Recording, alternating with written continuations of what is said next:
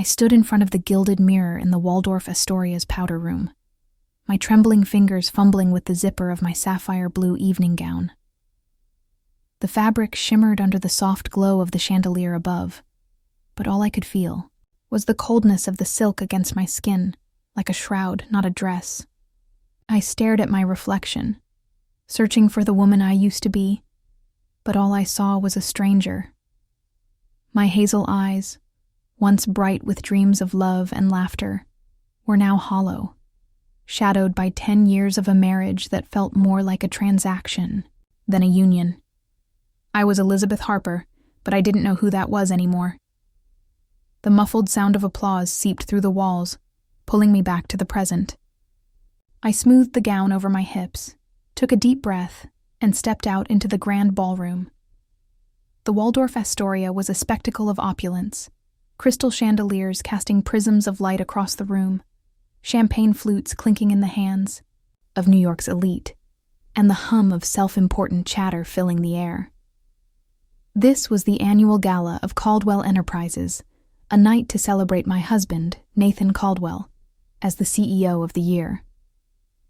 But as I watched him on the stage, his tailored tuxedo accentuating his broad shoulders, his smile as polished as the award in his hand, I felt nothing but a hollow ache in my chest.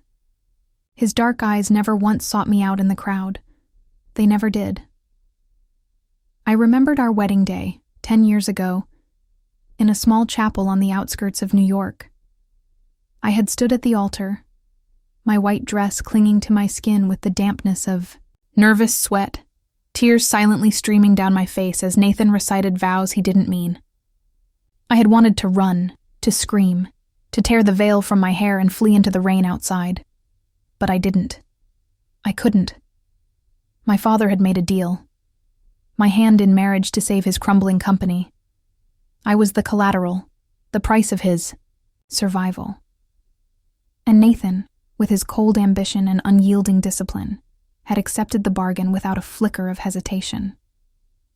That day, I became his wife, but I never became his partner.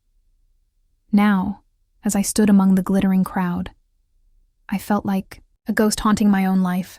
I lifted a flute of champagne to my lips, the bubbles sharp against my tongue, when a woman approached me. She was striking, tall, with auburn hair cascading over her shoulders, and a black dress that hugged her curves. But her green eyes held a bitterness that made my stomach twist. "You're Elizabeth Harper, aren't you?" she asked, her voice low, laced with an edge I couldn't place. I nodded, my grip tightening on the glass. "I'm sorry to interrupt your evening," she continued, though her tone suggested otherwise. "But I thought you should know. I'm the woman Nathan used to love, and I have a son with him." Her words hit me like a physical blow, a sharp, searing pain that stole the breath from my lungs. The champagne flute slipped from my fingers, nearly shattering on the marble floor before I caught it at the last second. My heart pounded in my ears, drowning out the orchestra's melody. "What did you just say?" I whispered, my voice barely audible. She didn't flinch, her gaze steady and unyielding. "His name is Ethan. He's 8 years old. Nathan walked away from us before he was born. I thought you deserved to know the kind of man you're married to." I wanted to scream at her, to call her a liar, to demand proof. But deep down, I knew she was telling the truth. I could see it in the way her lips trembled, in the raw pain that flickered across her face before she masked it with a cold smile. She turned and disappeared into the crowd, leaving me standing there, the weight of her revelation pressing down on me like 1,000 bricks. I looked up at Nathan, still on the stage, his voice steady as he thanked his team, his shareholders, his city. He hadn't thanked me. He never did. The room spun around me, the laughter and clinking glasses blurring into a cacophony of noise. I set the champagne flute on a passing waiter's tray and pressed a hand to my chest, trying to steady my breathing. I felt betrayed, not just by Nathan, but by my own life. I had given up everything for this marriage. My dreams of becoming a writer, my late-night conversations with my mother, my sense of self, all sacrificed to be the perfect wife to a man who saw me as nothing more than a contract. And now, to learn that he had a son, a child he had abandoned, a piece of his past he had buried while I stood by his side, pretending to be whole, it was too much. I turned back to the mirror on the wall, catching my reflection once more. The woman staring back at me was a stranger, her face pale, her eyes glistening with unshed tears. Who was I in this marriage? A trophy? A pawn? A fool? I thought of the girl I used to be, the one who believed in love, who wrote poetry under the stars, who laughed with her mother over burnt cookies on rainy afternoons. That girl was gone, buried beneath layers of silk gowns and forced smiles. But as I stood there, the sting of the woman's words still burning in my chest, I felt something shift inside me, a spark, a whisper of the woman I used to be. I didn't know what I would do with this secret, but I knew one thing for certain. I couldn't keep living as a shadow in Nathan's world. The applause roared again as Nathan stepped off the stage, his colleagues swarming him with congratulations. I watched him from across the room, my heart a tangled mess of anger, hurt, and a strange, unfamiliar resolve. I didn't know what the future held, but I knew I couldn't stay silent. Not anymore.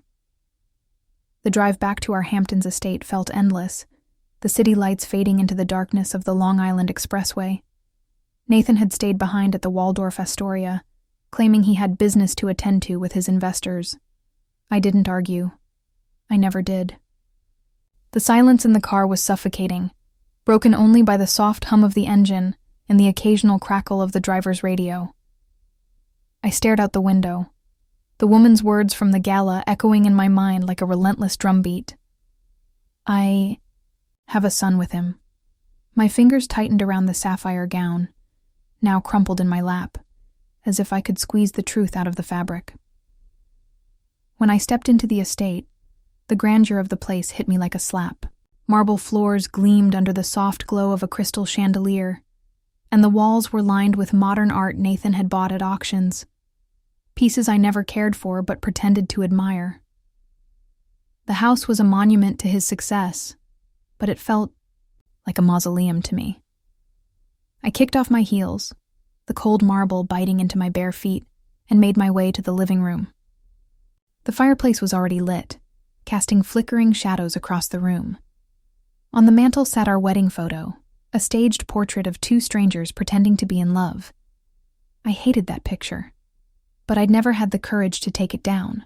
Sank into the leather armchair, the warmth of the fire doing little to thaw the ice in my chest. My mind raced, replaying every moment of the gala. The woman's bitter green eyes, the way her voice trembled with pain, the weight of her revelation. A son. Nathan had a son, and he had walked away from him, just as he had walked away from any semblance of warmth in our marriage. I wanted to confront him, to scream at him, to demand answers.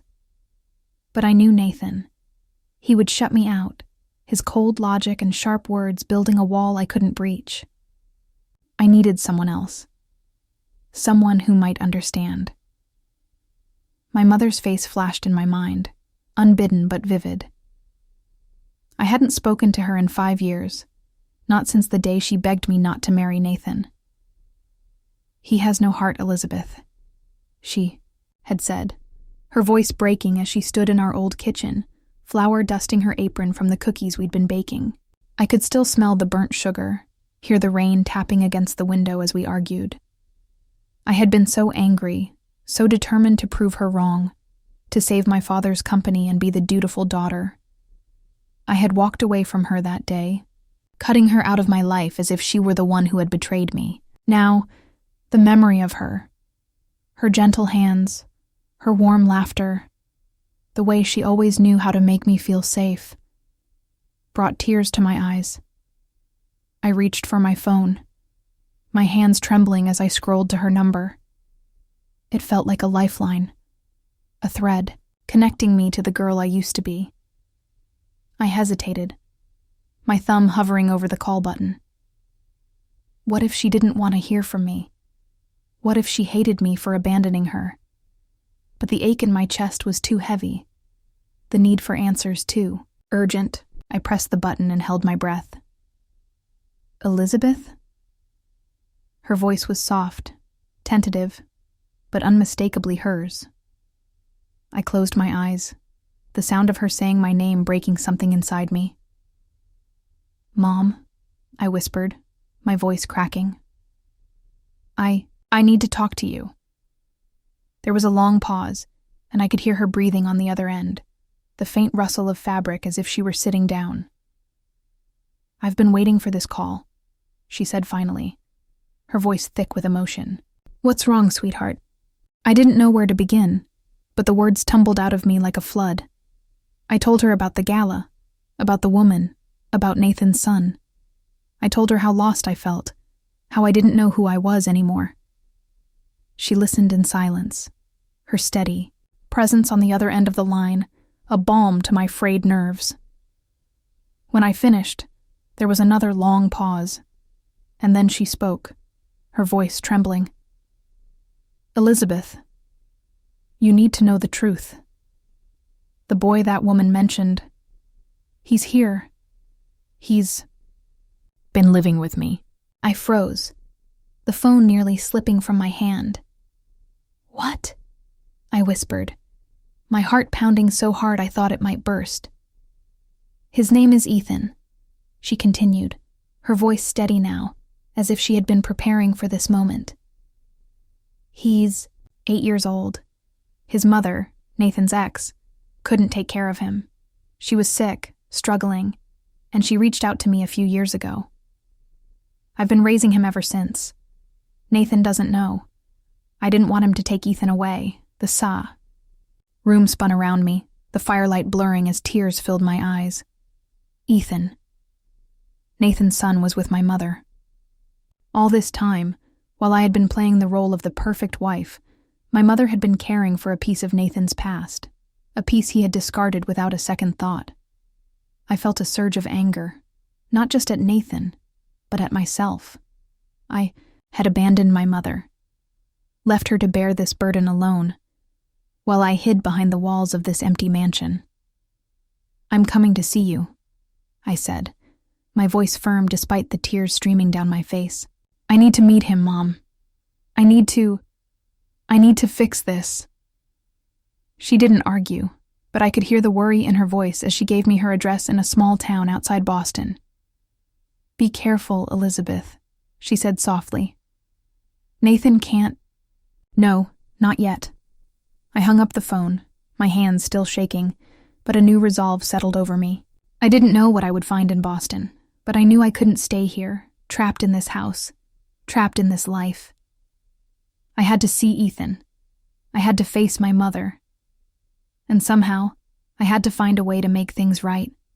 For her, for Ethan, and for the woman I was starting to remember I could be. The drive to my mother's house in a small town outside Boston felt like a journey through time. The highway stretched endlessly before me, the hum of the car's engine a steady rhythm against the chaos in my mind. I had left the Hamptons before dawn, slipping out of the estate without a word to Nathan. He wouldn't notice my absence. He never did. My hands gripped the steering wheel, my knuckles white, as the woman's words from the gala and my mother's revelation played on a loop in my head. Ethan. Nathan's son. An 8-year-old boy I had never met, living with my mother, the woman I had abandoned 5 years ago. My heart pounded with a mix of dread and longing, each mile bringing me closer to a truth I wasn't sure I was ready to face. The GPS led me to a quiet street lined with modest houses, their lawns dotted with autumn leaves. My mother's house was at the end of the cul-de-sac, a small Cape Cod-style home with faded blue shutters and a front porch that sagged slightly under the weight of time. I parked the car and sat there for a moment, my breath fogging the window as I stared at the house. It looked exactly as I remembered it from my childhood visits, before everything fell apart, before I chose Nathan over her. I could almost hear the echo of my younger self laughing on that porch, My mother's voice calling me in for dinner. The memory brought a lump to my throat, but I pushed it down and stepped out into the crisp morning air. The front door creaked open before I could knock, and there she was, my mother. Her hair was grayer than I remembered, her face etched with lines that spoke of years I had missed. But her eyes were the same warm brown that had always made me feel safe. "Elizabeth," she whispered, her voice trembling as she pulled me into a hug. I clung to her, the scent of her lavender soap wrapping around me like a blanket, and for a moment, I was a little girl again, safe in her arms. "I'm so sorry, Mom," I choked out, tears spilling down my cheeks. "I should never have left you." She pulled back, cupping my face in her hands, her own eyes glistening. "You're here now," she said softly. "That's what matters." Before I could say more, a small voice piped up from behind her. "Who's that, Grandma?" I looked down, and my breath caught in my throat.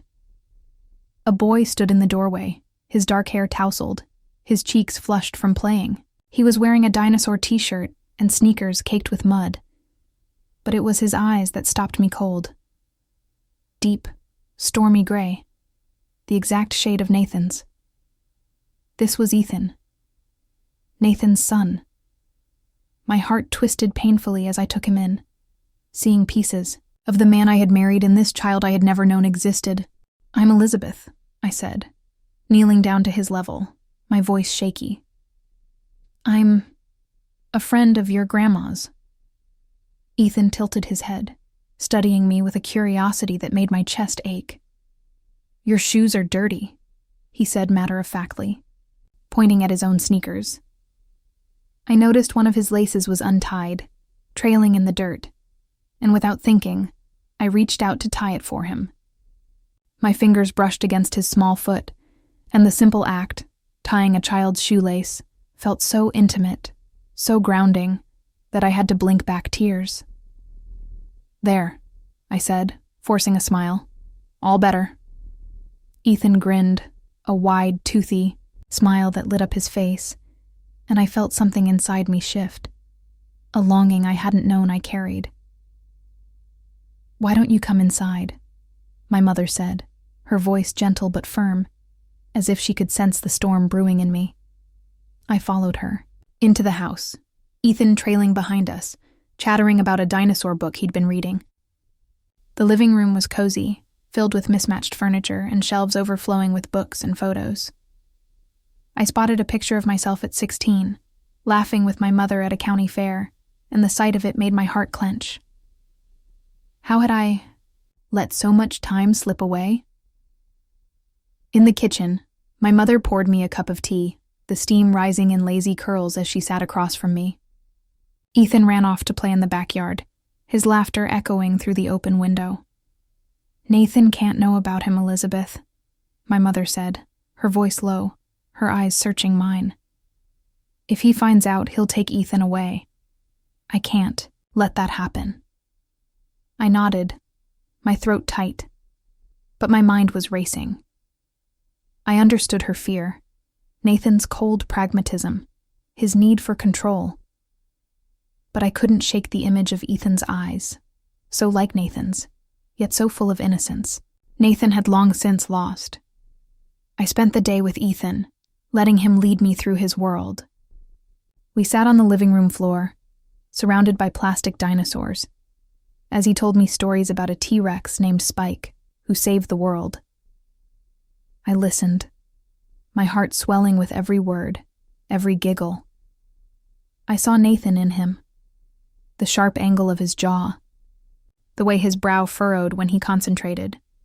But I also saw something Nathan had buried long ago: warmth, joy, a capacity for love that hadn't been crushed by ambition.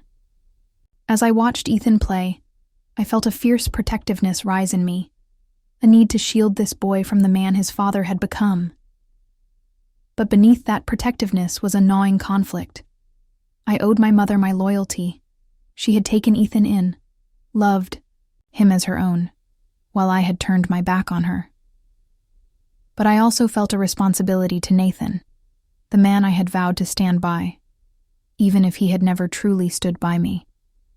Should I tell him about Ethan?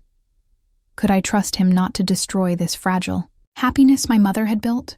I didn't have the answers. But as I sat there, listening to Ethan's laughter, I knew one thing for certain. I wanted a family, a real family, not the hollow shell I had with Nathan. And for the first time in years, I felt a flicker of hope that I might be able to find it. The drive back to New York was a blur, the memory of Ethan's laughter and my mother's worried eyes haunting me with every mile. I had spent the entire day with them, losing myself in Ethan's world of dinosaurs and my mother's quiet strength. But the weight of the secret I carried grew heavier with each passing hour. I couldn't keep this from Nathan. Not because I owed him loyalty, but because I couldn't bear the thought of living a lie any longer. Ethan was his son, a part of him he had abandoned, and I needed to know if there was any shred of the man I had once hoped he could be still left inside him. I arrived at the Hamptons estate late that night, the house as cold and silent as ever. Nathan wasn't home. He rarely was, but I knew where to find him. I changed out of my travel-worn clothes, slipping into a simple black dress that felt more like armor than fashion, and drove to his office in Manhattan. The Caldwell Enterprises building loomed over the city, a glass monolith that reflected the glittering skyline like a mirror. I took the elevator to the top floor, my heart pounding as the doors opened to Nathan's office, a sleek, modern space, with floor-to-ceiling windows that offered a panoramic view of the city. He was there, seated at his desk, a glass of scotch in one hand and a stack of papers in the other. The glow of his computer screen cast harsh shadows across his face, accentuating the sharp lines of his jaw and the coldness in his gray eyes. "Elizabeth," he said, his voice smooth but laced with irritation as he looked up. "What are you doing here? It's late." I stood in the doorway, my hands clenched at my sides. The words I had rehearsed on the drive over suddenly stuck in my throat. But then I thought of Ethan, his toothy grin, the way he had hugged me goodbye, the innocence in his eyes that Nathan had never seen.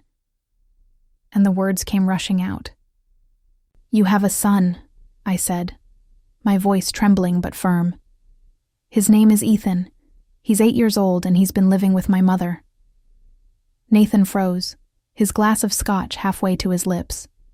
For a moment, the only sound in the room was the faint hum of the city below us.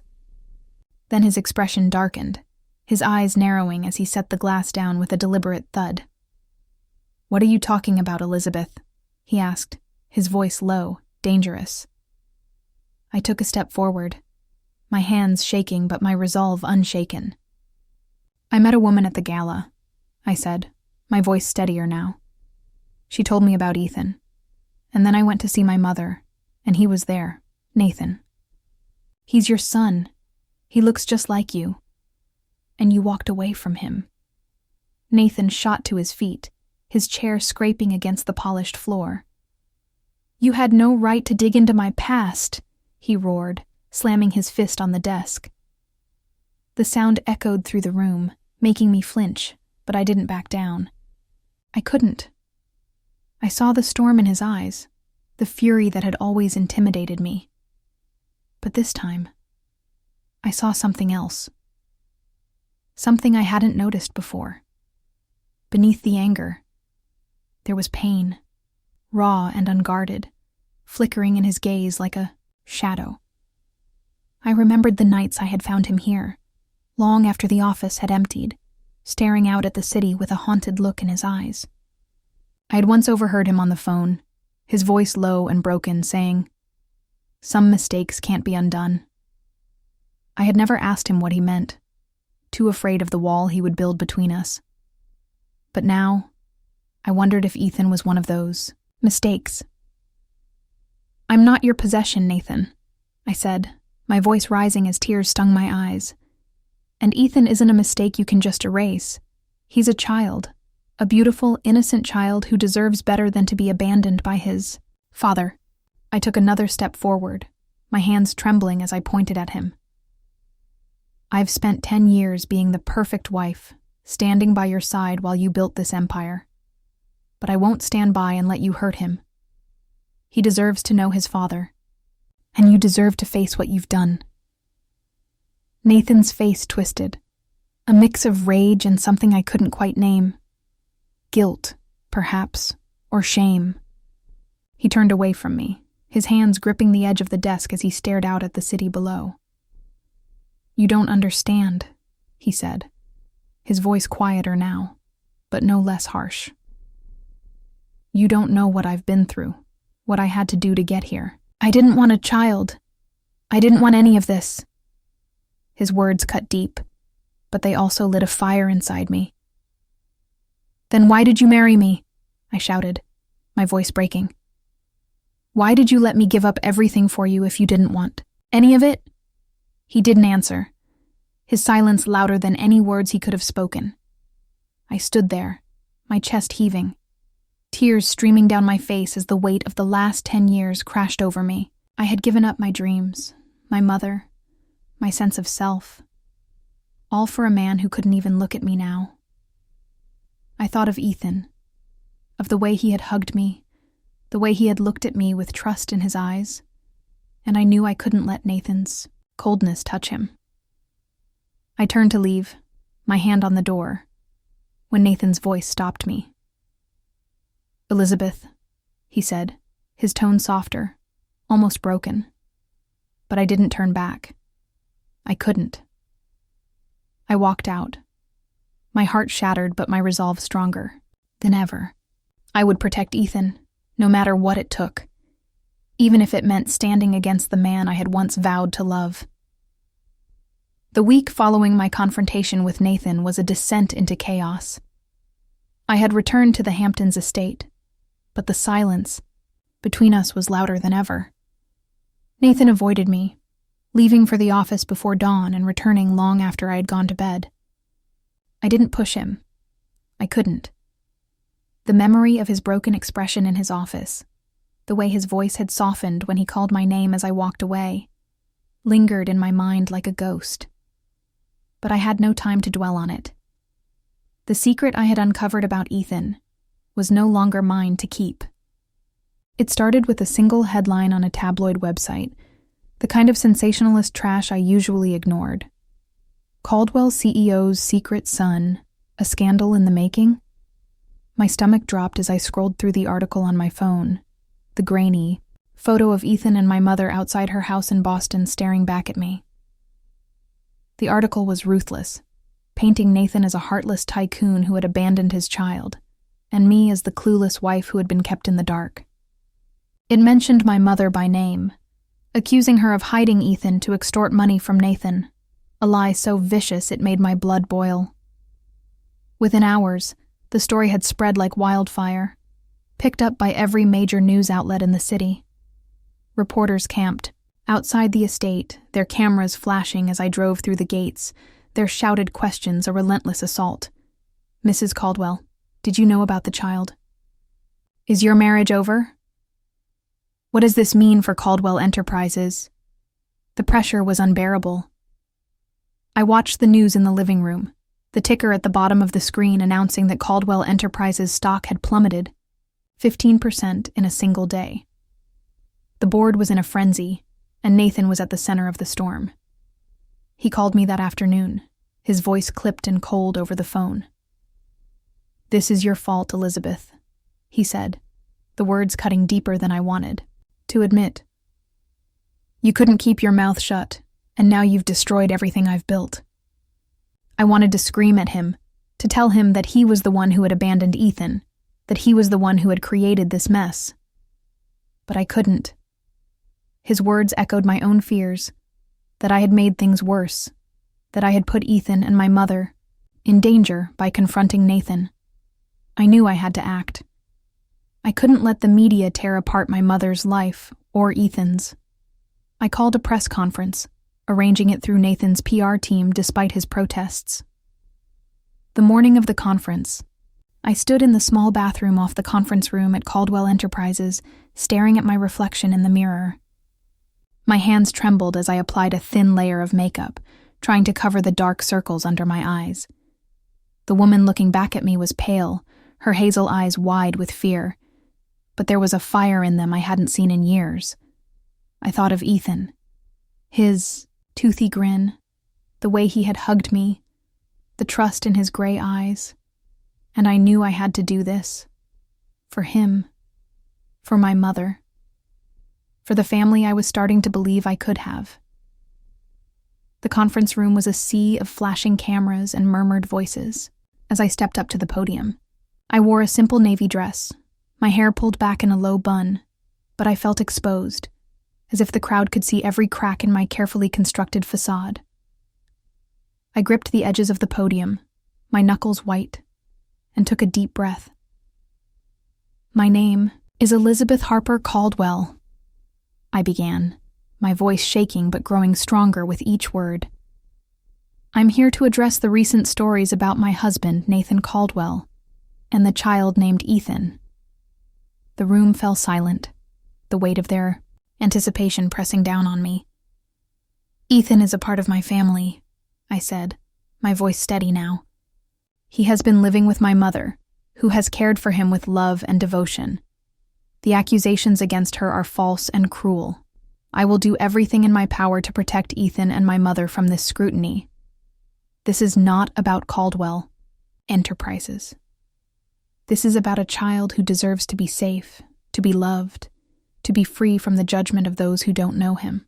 The cameras flashed, a blinding storm of light, and the questions came all at once, a cacophony of voices demanding answers I didn't have. "Is Nathan the father?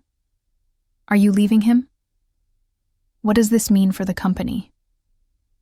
I didn't answer. I couldn't. I stepped back from the podium, my legs trembling as I made my way to the side of the room. The PR team took over, fielding questions with practiced ease, but I barely heard them. My eyes scanned the crowd, searching for something, someone, to anchor me. And then I saw him. Nathan stood in the corner of the room, half hidden in the shadows, his arms crossed over his chest. He was still in his suit from the office, his tie loosened, his jaw tight. But his eyes, those stormy gray eyes that had always been so cold, were different now. They weren't filled with anger or blame or the icy detachment I had come to expect. They were thoughtful, almost tender, as they met mine. For a moment, the chaos of the room faded, and it was just the two of us, staring at each other across a chasm of pain and unspoken words. I didn't know what he was thinking, but I knew something had shifted. I had stood up for Ethan, for my mother, for the family I wanted to build. And in doing so, I had shown Nathan a strength he hadn't seen in me before. I turned away, my heart pounding, and slipped out of the room, the sound of the reporters' voices fading behind me. I had faced the storm, and I had survived. But as I stepped into the elevator, the weight of what I had done settled over me. I had protected Ethan and my mother, but I had also exposed Nathan to the world's judgment. And I didn't know if he would ever forgive me, or if I would ever forgive him. The press conference had left me raw, my nerves frayed like the edges of an old sweater. I had hoped that speaking out would shield Ethan and my mother from the media storm, but the frenzy only grew worse. Reporters hounded me at every turn, their questions a relentless barrage that followed me from the Hamptons estate to the city and back again. Nathan, meanwhile, had retreated into a silence that was both familiar and unsettling. He hadn't spoken to me since the press conference, but I couldn't shake the memory of his gaze in that crowded room. Those gray eyes, usually so cold, softened with something I couldn't name. I wanted to believe it was a sign of change, but I didn't dare let myself hope. Not yet. I was in the kitchen of the Hamptons estate, trying to distract myself by making a cup of tea, when the doorbell rang. The sharp chime startled me, and I nearly dropped the mug, the hot water splashing, onto my hand. I cursed under my breath, wrapping a dish towel around the burn as I made my way to the front door. I wasn't expecting anyone. Nathan was at the office, and the staff had been given the day off to avoid the media circus. I opened the door, and my breath caught in my throat. A man stood on the doorstep, his silver hair slicked back, his tailored suit as sharp as the malice in his blue eyes. I didn't know him, but the way he looked at me, like a predator sizing up its prey, sent a chill down my spine. "Mrs. Caldwell," he said, his voice smooth but laced with venom. "I'm Richard Hensley. I believe we have some business to discuss." I froze, my hand tightening on the doorframe. The name was vaguely familiar, a whisper from Nathan's past that I couldn't quite place. "I don't know you," I said, my voice steadier than I felt. "What do you want?" Richard smiled, a cold, calculated smile that made my stomach twist. "I'm an old acquaintance of your husband's," he said, stepping closer. "And I'm here to make sure he pays for what he did to me. I didn't invite him in." But he pushed past me, his presence filling the foyer with an oppressive weight. I followed him into the living room, my heart pounding as he turned to face me. 15 years ago, Nathan destroyed my company, he said, his voice low and bitter. He outbid me on a deal that would have made me a billionaire, then used his influence to blacklist me in the industry. I lost everything. My business, my reputation, my family, and now I'm going to take everything from him. I stared at him, my mind racing to piece together his words. I remembered Nathan mentioning a rival he had outmaneuvered early in his career, a man he had dismissed as weak. Was this him? "What does this have to do with me?" I asked, my voice trembling despite my efforts to stay calm. Richard's smile widened, and he pulled a small recorder from his pocket, pressing play. Nathan's voice filled the room, cold and unfeeling. "I don't want a child. I never did. A kid would just hold me back." The recording cut off, and Richard's eyes gleamed with triumph. "I leaked the story about Ethan to the press," he said, his voice dripping with satisfaction. "And now I'm going to sue Nathan for custody of the boy. This recording proves he's unfit to be a father. I'll take Ethan and I'll make sure Nathan loses everything, just like he made me lose everything." My blood ran cold, a wave of nausea washing over me. I thought of Ethan, his innocent smile, the way he had clung to me when I left my mother's house, the trust in his gray eyes. I couldn't let this man take him. I wouldn't. "You can't do this," I said, my voice rising as I stepped toward him. "Ethan is a child, not a pawn in your vendetta. He deserves better than to be used like this." Richard laughed, a harsh, grating sound that made my skin crawl. "You're as naive as you are beautiful," he said, his tone mocking. "This isn't about Ethan. It's about justice. Nathan will pay, and you can't stop me." I was about to respond when the front door opened, and Nathan stepped inside. He froze, his eyes narrowing as he took in the scene. Me, standing in the middle of the living room, my face pale with fear, and Richard, holding the recorder like a weapon. "What the hell are you doing here, Hensley?" Nathan growled, his voice low and dangerous. Richard turned to him, his smile never wavering. "I'm here to finish what you started," he said, holding up the recorder. "I have proof you're unfit to be a father. I'm taking Ethan, and there's nothing you can do about it." Nathan's face darkened, his hands clenching into fists at his sides. I expected him to lash out, to throw Richard out, to deny everything. But instead, he stepped forward, his eyes blazing with a fire I had never seen before. "If you so much as touch Elizabeth or Ethan," he said, his voice a low, menacing growl, "I will make you regret the day you were born." The air crackled with tension, the two men staring each other down like wolves ready to strike. I stood frozen, my heart pounding, as I watched Nathan. For the first time in our marriage, I saw him fight for something other than money or power. He was fighting for me, for Ethan, for us. Richard's smile faltered, but he quickly recovered, slipping the recorder back into his pocket. "This isn't over, Caldwell," he said, his voice cold. "I'll see you in court." He turned and walked out, leaving a suffocating silence in his wake. Nathan didn't move, his gaze fixed on the door, his chest rising and falling with heavy breaths. I took a tentative step toward him, my voice barely a whisper. "Nathan." He turned to me then, his eyes softening, and for a moment I saw the man he could be, the man I had always hoped he could be. "I won't let him take Ethan," he said, his voice raw with emotion. "I promise you that."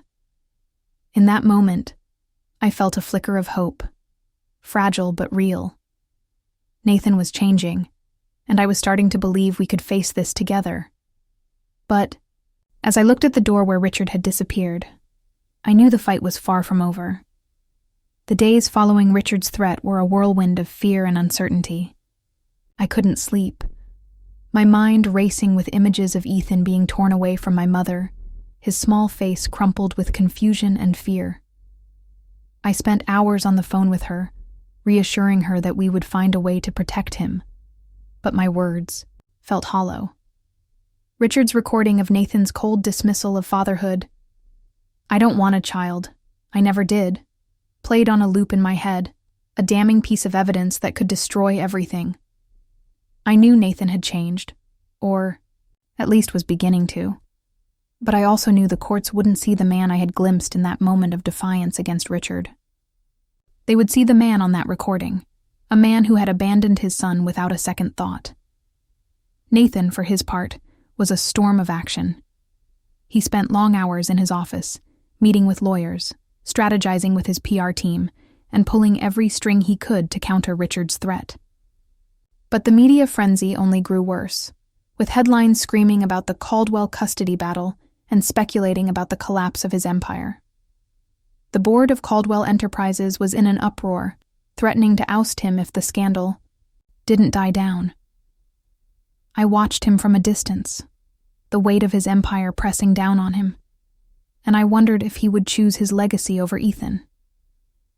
I wanted to believe he wouldn't, but I had been wrong about Nathan so many times before. Then, one morning, everything changed. I was in the kitchen of the Hamptons estate, staring at a cold cup of coffee, when Nathan's voice came through the television in the living room. I rushed to the screen, my heart in my throat, as I saw him standing at a podium in the same conference room where I had faced the press. He looked exhausted, his tie loosened, his face pale, but his gray eyes were steady as he addressed the crowd of reporters. "I'm here to make an announcement," he said, his voice firm despite the tremor I could hear beneath it. "Effective. Immediately I am stepping down as CEO of Caldwell Enterprises." The room erupted in gasps and shouted questions, but Nathan raised a hand, silencing them. "For too long I've put my career above everything else," he continued, his voice growing stronger with each word. "I've made mistakes that have hurt the people I should have protected. I have a son, Ethan, and I failed him. I walked away from him before he was born, and I've spent the last 8 years pretending he didn't exist. But I can't do that anymore. I'm stepping down to focus on my family, to be the father Ethan deserves, and to make things right with the people I've hurt." I stood frozen, my hands pressed to my mouth, tears streaming down my face as I watched him. Nathan Caldwell, the man who had built an empire with his bare hands, who had always chosen power over love, was giving it all up. For Ethan. For us.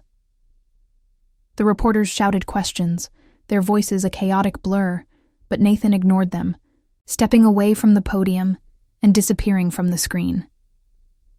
I sank onto the couch, my heart pounding, a mix of awe and fear swirling inside me. He had done it. He had chosen Ethan over everything he had worked for. But what did that mean for us? That evening, Nathan came home earlier than he had in years.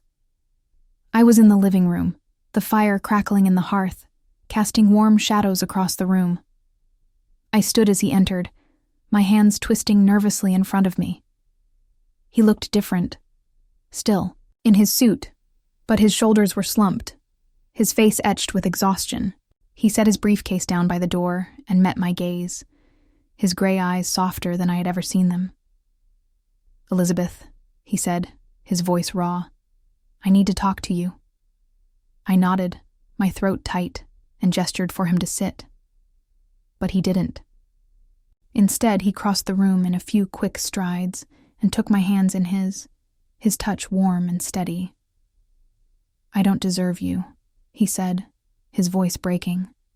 "I don't deserve Ethan, or the chance to make things right.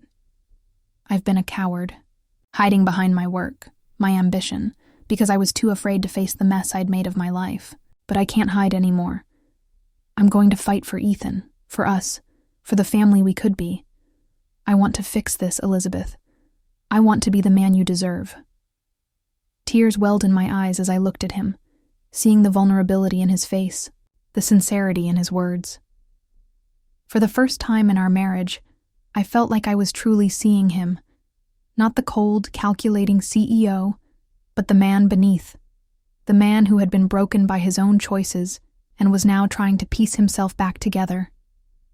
"We'll do it together," I said, my voice trembling as I squeezed his hands. "We'll fight for Ethan, for my mother, for all of us." Nathan nodded, a small, grateful smile tugging at his lips. "Let's start with something simple," he said, his voice lighter now. He led me to the kitchen, where he pulled a tin of loose-leaf tea from the cabinet, my favorite, a chamomile blend I hadn't realized he'd noticed I liked. We stood side by side, the quiet clink of the kettle and the soft scent of chamomile filling the air. And for the first time in years, I felt a closeness between us that wasn't forced or staged. We sipped our tea in silence, the warmth of the mug seeping into our hands, and I felt a flicker of hope ignite in my chest. Nathan had made his choice, and it was the right one. But as I looked at him, his face illuminated by the soft glow of the kitchen light, I knew the battle wasn't over. Richard was still out there, and the fight for Ethan was just beginning. But for the first time, I believed we could face it together. Not as a couple bound by a contract, but as two people who were finally learning what it meant to love. The decision to leave the Hamptons behind felt like shedding a heavy coat I had worn for too long. Nathan and I packed only what we needed: clothes, a few books, and the small dinosaur toy Ethan had left behind during my visit. The estate, with its marble floors and cold elegance, had never been a home, only a stage for the roles we had played in a loveless marriage. Now, as we drove toward my mother's house in Boston, the weight of the past seemed to lift with every mile. Nathan sat beside me, his hands steady on the wheel, his gray eyes softer than I had ever seen them. We didn't speak much, but the silence between us was no longer heavy with resentment. It was a silence of understanding, of two people who had finally found a shared purpose. When we arrived at my mother's house, the late afternoon sun bathed the small Cape Cod in a golden glow. Ethan was in the front yard, kicking a soccer ball with a focus that made me smile. He looked up as we stepped out of the car, his face lighting up with a grin that mirrored Nathan's in a way that still took my breath away. "Elizabeth," he shouted, running toward me, his small arms wrapping around my waist in a hug that melted the last of the ice in my heart. I knelt down, pulling him close, the scent of grass and sunshine on his skin grounding me in a way I hadn't felt in years. "I missed you," I whispered, my voice thick with emotion. Ethan pulled back, his gray eyes bright with curiosity. "Who's that?" he asked, pointing at Nathan. Nathan stepped forward, his expression a mix of hope and fear.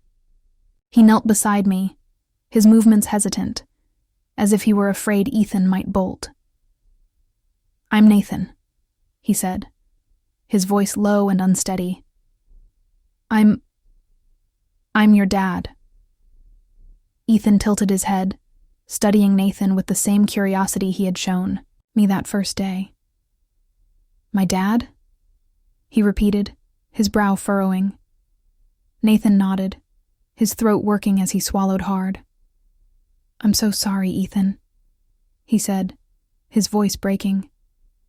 "I wasn't there for you when you were born, and I should have been.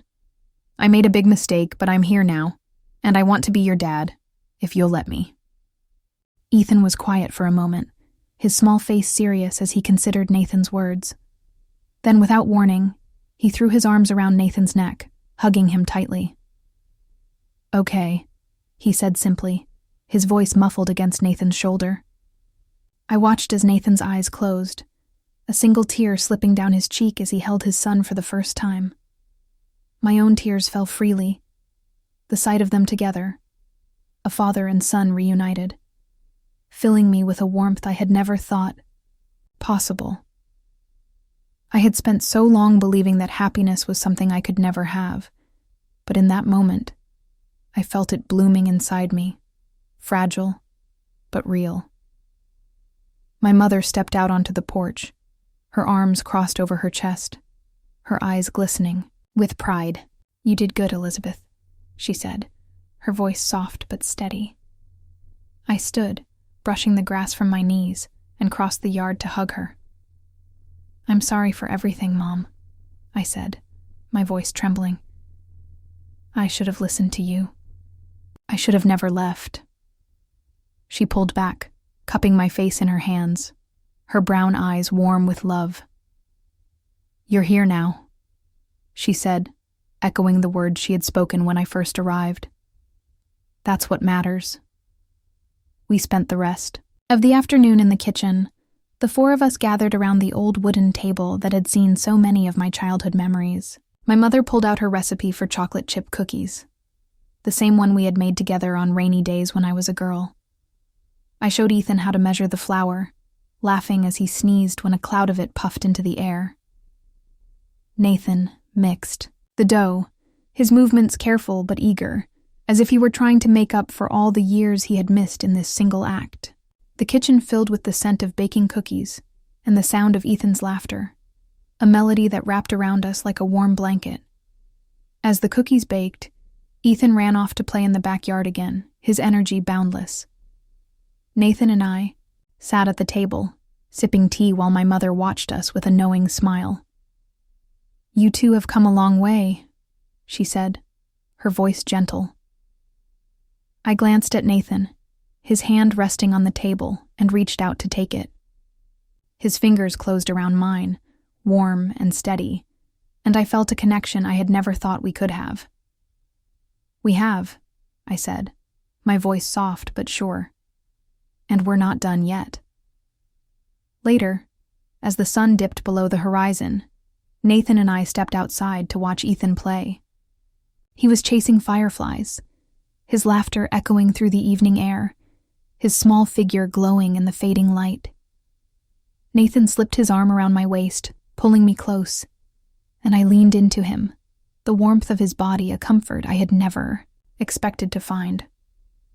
"Thank you, Elizabeth," he whispered, his voice thick with emotion, "for giving me a chance to make this right." I turned to him, my heart full, and smiled. "We did this together," I said, my voice steady. "And we'll keep doing it, together." I looked out at Ethan, at the family we had become, and I knew that happiness wasn't something that came easily. It was something we had fought for, something we had built from the ashes of our mistakes. The scent of cookies still lingered in the air, a reminder of the past I had reclaimed, and as I stood there with Nathan's arm around me, I felt a peace I had never known. We had found our late blooming happiness, and I would hold on to it with everything I had. If this story of redemption, love, and the power of second chances touched your heart, don't forget to give it a thumbs up and share it with someone who might need a little inspiration today. And if you want to join me on more journeys of healing and hope, hit that subscribe button. I'd love to have you along for the ride. Let's keep finding the light together, one story at a time.